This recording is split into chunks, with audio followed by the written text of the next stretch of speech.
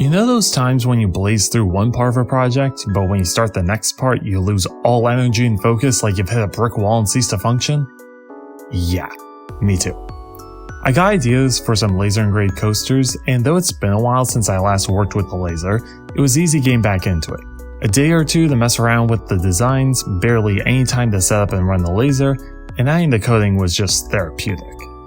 Then I tried making the how-to video for it, and a wall of ADHD. Hardly 3 days for the actual coasters, but more than 3 weeks to make the video, which I already had the footage for.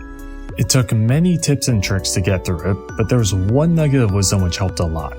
When I was finishing up the script and planning out what footage for each line, even though I had 95% of it planned, I couldn't finish it.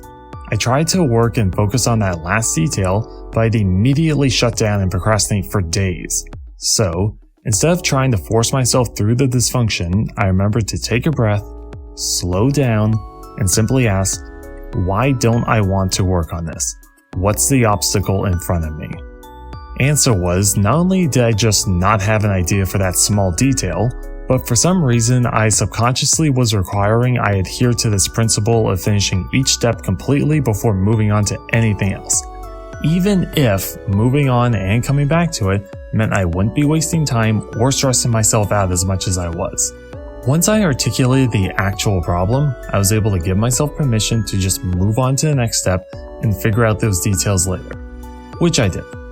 I still hit some obstacles, but by remembering this nugget of slowing down and asking myself questions, I was able to overcome them and move on with the video.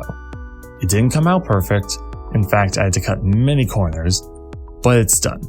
A weight off my shoulders, no longer a stressor, and I can move on to my next project. Whatever that may be. Any ideas?